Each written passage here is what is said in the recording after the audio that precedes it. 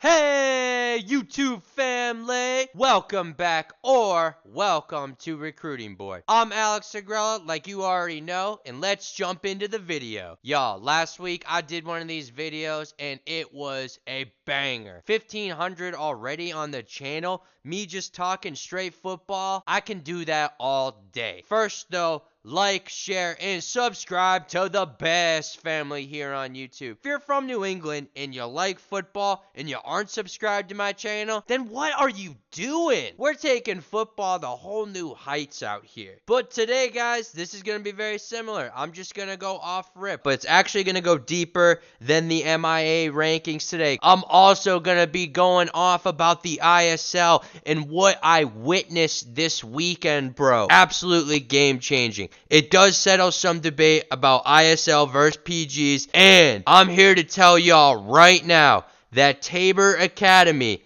is legit in 2023. Not 2024, not 2025, today. Tabor Academy is legit. There is plenty of movement in the power rankings. Some that I agree with. A lot, though, that I disagree with. We are going to get into that, bro. The ISL, over this past year in March, made huge news when Jeff Moore, former Loomis head coach, decided that he was going to be leaving UMass after only 1 year to become the head coach at Tabor Academy. Tabor, a team that had been at the bottom of the ISL, made a huge statement by hiring Moore this offseason. Everyone, if you've been paying attention to New England high school football, should know who Jeff Moore is, because he came in to St. Thomas More and Loomis and absolutely turned those programs around with the recruits he was bringing in. Olas Aileen,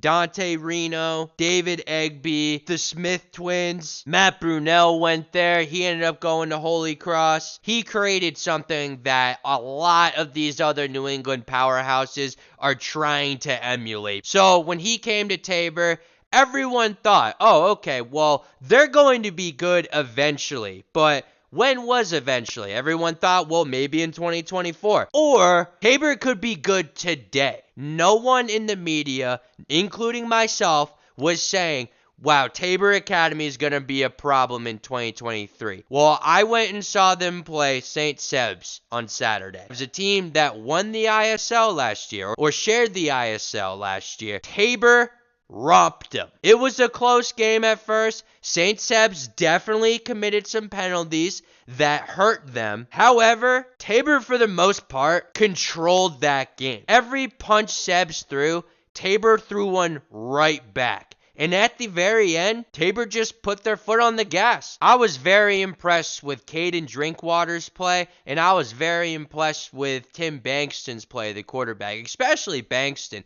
Bankston, a kid who was there last year, he knows what it was like. Like, Tabor wasn't good last year, guys. Jeff Moore comes in, and while, yeah, he brought in a couple guys that definitely made an impact, he's also winning with guys who were on the team last year, and he's elevating their play. You ISL schools out there right now, you guys are gonna laugh at me. There was a couple coaches that laughed at me when I said this. You guys are in trouble. They're coming for the league this year, and they are legit. They do have to play Lawrence Academy, which I think will be a great test for them. But after seeing that game, I will definitely put them in that. Absolutely. I'm not gonna count them out. Do I think they could beat BB&N this year?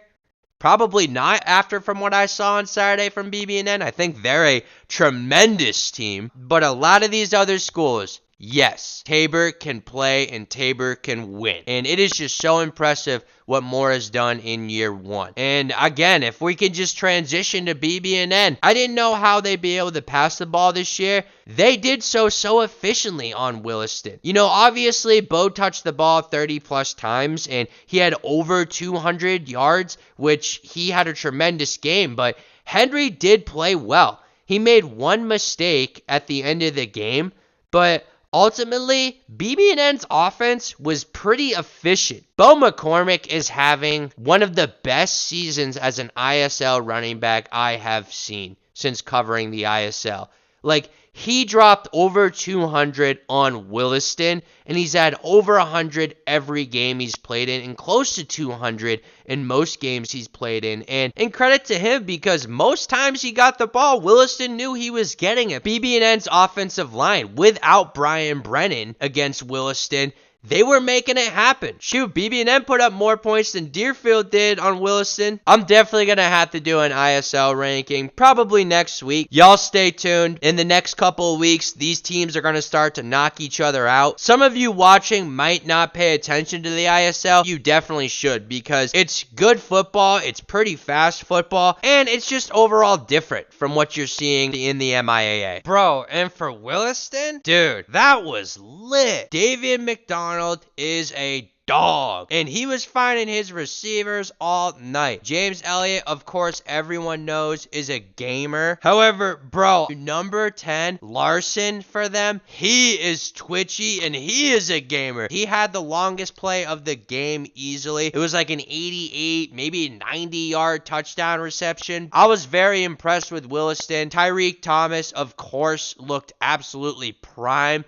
The Bucknell commit. Tariq scored 4 touchdowns. One kid I really liked watching defensively, Malik Diaby, who's a UNH commit, going to school right down the street from where I grew up. Malik looked pretty good out there, and they definitely looked big up front, bigger than most ISL schools, maybe minus Tabor. They look like they stacked up against them. BB&N at one point definitely, I thought, would have won that game had it not been for a penalty that changed the entire momentum of the game, to be honest with you. But, you know, everybody was telling me going in that BB&N was going to get their boat race because Williston has PG kids and they allow repeat kids. But, y'all, I think this is a great debate, so I just don't really know if I agree with that. In the end, Williston just capitalized on a mistake that BB&N made. But it wasn't like one team was outmatched than the other team. I think what it was BB&N was maybe a little bit more physical with how their offense is. BB&N just didn't have the athletes to match up with Williston's athletes. Like, they didn't have the size at corner. They took advantage of the young safety. All in all, though, I'd say it was a pretty even game. And this is why I love the private school leagues, because I think that you can have games like that. You can get plenty of value out of it. You can get plenty of film from it. It's a good game for both teams, and it kind of shows you where these other leagues are in terms of competition. I hope it happens with these other ISL teams that they play. Maybe a Deerfield or maybe Avon comes up here and plays a team in the regular season. Who knows? If anything, it was awesome entertainment, and it was great for the kids. And at the end of the day, isn't that what it's all about? But I do want to bring to y'all's attention last year, though, that never lost a game to any New England team. The best New England prep school team was the Brunswick. And guess how many PG players were on Brunswick? 0. They beat Choate, who did have PG players. Do I think there's a disadvantage? Maybe. Do I think it's a big one? No. That's my opinion, and on this channel, well, it's my channel. So, voice how you feel about that in the comments below. Now, let's react to some power rankings. So, first, I do want to discuss some things about what I did see this weekend. I went to Central Catholic versus Franklin this week. So, what I learned is that Central Catholic is hands down the best one-win team I had ever seen, because they completely dominated and manhandled Franklin on those guys' senior night. That was tough to watch. Central Catholic just came out and dominated all 3 facets of the game. On the ground, they just beat them up. Mason Bakary had that long touchdown, and it was already 21-0 at the half. Franklin started the third quarter with the ball. They punted to Central Catholic, and then Central Catholic took up the entire third quarter, just controlling the entire tempo of the game. I thought Franklin was going to be the nail in Central Catholic's coffin. Thought it would have legitimized Franklin. There's so much conversation that the Hockomock teams could beat most teams and they have to play each other, which I think is true in some regards. Milford, KP, both teams are undefeated. One team's gonna leave undefeated and they get to play each other, and that's on their regular season schedule. I think it was kind of a tough day for the Hockomock to see that. Franklin definitely has some things to learn from it. I think that they can definitely pick themselves up, brush themselves off. Central Catholic definitely launched themselves up the power rankings by winning that game. Alright, let's pull up the power rankings for the MIAA. For real, I actually agree somewhat with the top 3. The MIAA definitely watches my videos. I think they were listening, bro. St. John's Prep moves up to number 1. Xaverian number 2. Springfield Central, number 3. So, MIAA, we got the top 3 right, except it's in the wrong order, bro. Because, I'll say this, I kind of get having Prep number 1, but bro, having Xaverian at number 2 when Springfield Central beat them. In no way and no how is that logical. And I don't want to hear the people on Twitter, the keyboard warriors or whoever, saying, oh, it's a system, Alex. It's a formula. It's point-based. It's this, it's that. Nope. It will never, ever make any sense to me. Springfield Central should be ahead of Xaverian. I want to be on record saying this right now. I think Xaverian could win the Division I state championship.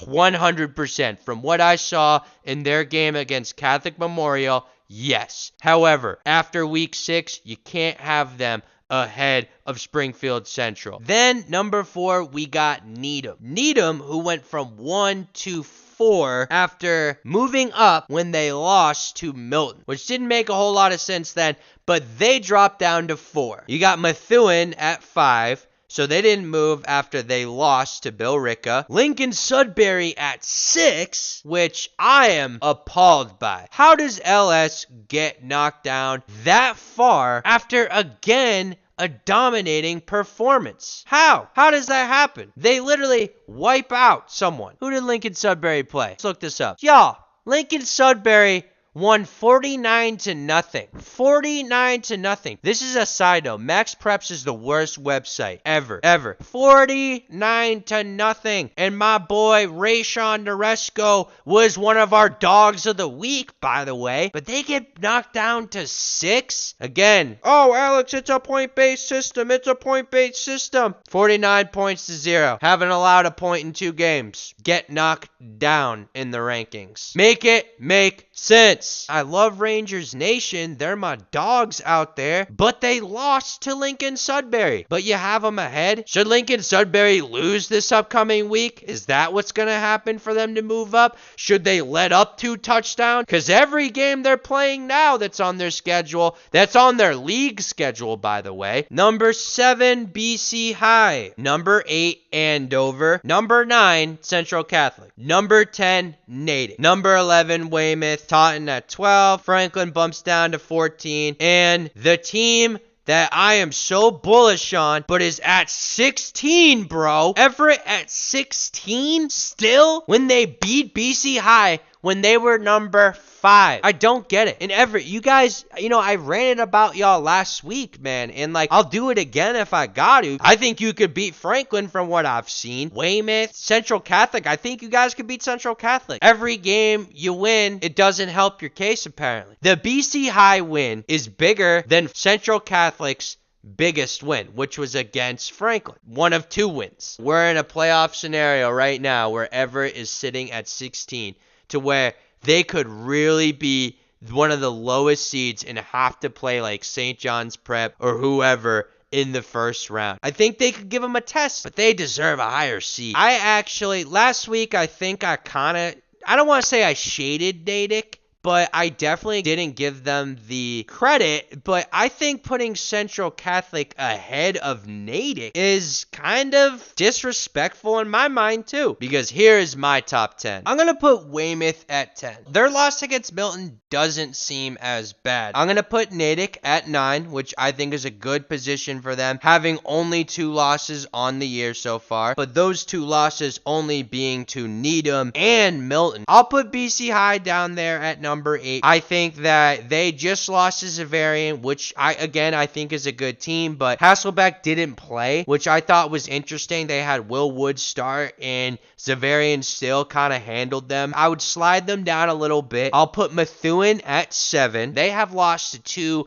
tremendous teams, and this is kind of where they were at last year, though. They lost to Andover, they lost to Central Catholic. That didn't stop them, though, from having a great postseason where they beat Brockton and Franklin. Number 6, I am going to keep the Everett Crimson Tide. Needham at number 5. They only have 1 loss, and that was to Milton, but they have had some very close games. Needham, I think if they play LS again, LS would win. Number 3, I will put Xaverian. My mind could change on that, though, because I am going to watch Prep play Catholic Memorial this weekend. If Xaverian plays them tougher or plays them better than what I saw from St. John's Prep, my mind could change on that, y'all. So, and I'll put the Eagles at number 2. They have not lost since Catholic Memorial last year. Put that in perspective now. And I have Springfield Central at number 1. These guys are dominant. I was a little bit surprised at the halftime score when they played Westfield this week. However, that can happen. I just think Springfield Central is such a complete team. They bring back pretty much everyone next year. And I'm so excited to see them here in the next few weeks because I always go watch them play in the playoffs, so I definitely will be. That's how I'd rank my top 10 in D1. Let's see what happens this week, though, because there's definitely going to be some changes coming up. Here's Division 2. Definitely there were some notable movements. So Barnstable, who I talked very highly of last week, and I still think very highly of, by the way, they got a big loss to Mansfield. That definitely shakes some things up in the Division 2 circuit. I thought Barnstable was a pretty clear-cut third team behind KP and CM in Division 2, but I probably would move Marshfield or Bishop Fian into 3. Actually, I would give it to Marshfield right now because Marshfield, even though they have 2 losses, it was to Methuen and St. John's Prep. I'm actually really happy, by the way. I got my team Winchester. They rose up the MIAA rankings. That is right. Let's put them up there as well. Winchester, a team that has done a complete 180 from last year, has one of the best kickers in the country. Actually, the best kicker in the country. North Andover with another big win. And this week, they actually have a huge game against Bellrica where you want to talk about a test. They can launch themselves up a couple spots here on the Division 2 ranking if they can beat Bellrica. So, Division 2, some good movement. Bro, this is so tough. I would probably have to do this, though, for my top 10 for Division 2. By the way, like I said, double screens, double cameras. Division 3, which is the most dramatic I will be. I think some teams are getting robbed here. So, let me show you the Division 3 rankings. We have stuff to talk about, boys. Milton didn't move. They stay at 1, and they got boat race dominated by Walpole, a team who I kind of threw some shade at last week because we were looking at the rankings and I said Walpole is number, I think it was 4, and I went, okay.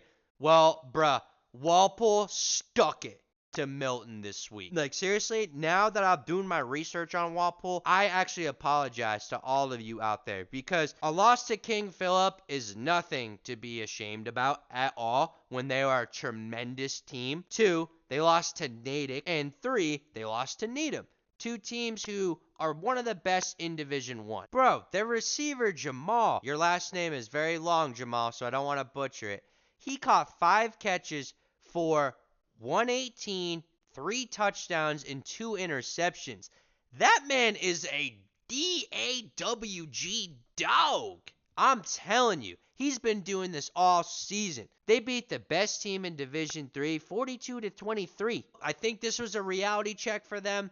They're still a good team, one of my favorites to win Division 3, but this does level them out a little bit. I'm going to slide them down in my top 10. Do I think that they can still win it? Absolutely. Bill Ricka, my dogs, you guys won. You beat Methuen. You beat Central Catholic. You are legit in the MVC. I'm picking y'all to win it all in D3. I am all in on the Indians. Undefeated right now. They have quality wins this season. The quarterback is legit. They're well coached. I think the Indians can win it all. Hands down, they should definitely be the #1 seed entering the playoffs if they go in undefeated. Mansfield at 5 at 3-3.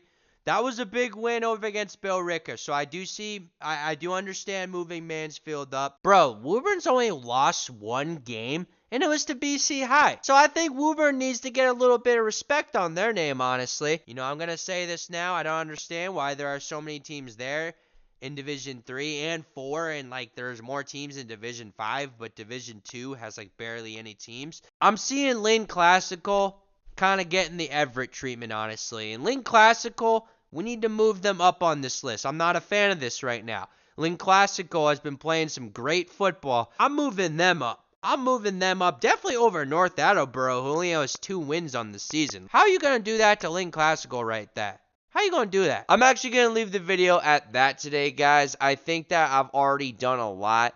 I know that I'm missing Division 4, 5, and 6, which I did last week, but I can react to them next week. Very excited to be bringing you the RB Show, week number 2 in a row, bro. Let me know if you have topics you want me to cover on this show. If there's certain things I can talk about, ideas, you can put it in the comments below. Or you can always hit me up on Instagram or Twitter. I'm killing it on both those platforms, by the way. But other than that, that's the show. And yeah, I'm Alex Agrella, and I'm signing off.